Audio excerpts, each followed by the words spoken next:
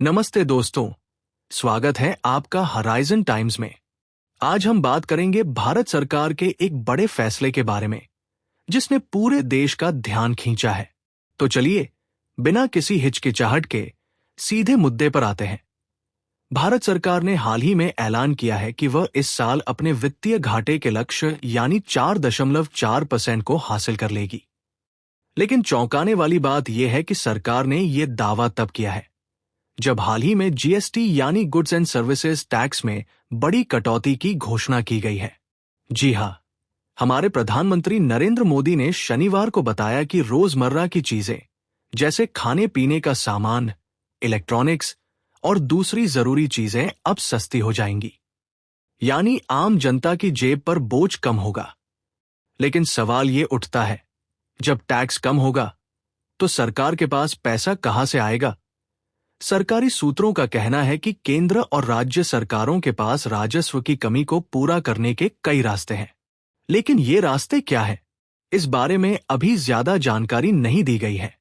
इतना ही नहीं, सरकार ने यह भी ऐलान किया है कि दिसंबर 2025 से जीएसटी कंपनसेशन सेस को पूरी तरह खत्म कर दिया जाएगा। अब आप सोच रहे होंगे कि ये कंपनसेशन सेस क्या है।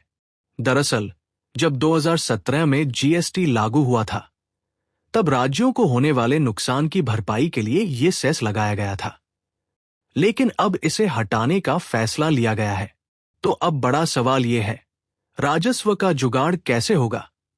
अर्थशास्त्रियों का कहना है कि सरकार को अब वैकल्पिक रास्ते तलाशने होंगे, जैसे कि फीस बढ़ाना, लाइसेंस शुल्क या फिर नए करों का सहारा लेना। कुछ जानकारों का यह भी मानना है कि सरकार गैरकर राजस्व यानी नॉन टैक्स रेवेन्यू जैसे सरकारी कंपनियों से डिविडेंड या स्पेक्ट्रम नीलामी जैसे स्रोतों पर ध्यान दे सकती है। अब अगर हम राजनीतिक नजरिए से देखें तो यह फैसला सरकार के लिए मास्टर स्ट्रोक साबित हो सकता है, खासकर जब देश में चुनावी माहौल गर्म होने वाला है। सस्ती चीजें, कम टैक्स, ये सब आम जनता को लुभाने का काम करेगा।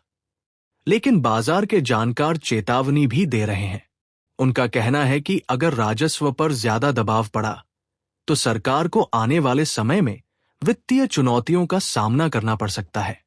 मसलन, अगर खर्च ज्यादा हुआ और आमदनी कम रही तो वित्तीय घाटा बढ़ सकता है, जिससे अर्थव्यवस्था पर असर पड़ सकता है।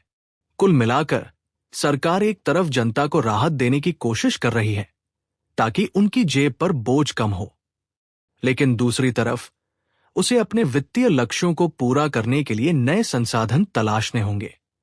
अब देखना यह है कि क्या सरकार इस दोहरी चुनौती को बैलेंस कर पाएगी।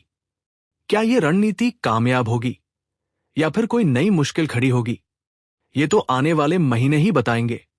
तो दोस्तों, आपको क्या लगता है, क्या सरकार का यह कदम सही है या फिर इससे अर्थव्यवस्था पर दबाव बढ़ेगा? अपनी राय कमेंट में जरूर बताएं। और अगर आपको ये जानकारी पसंद आई तो हमारे चैनल को सब्सक्राइब करना न भूलें। अगली वीडियो में फिर मिलते हैं एक नई और रोचक जानकारी के साथ। तब तक के लिए जय हिंद।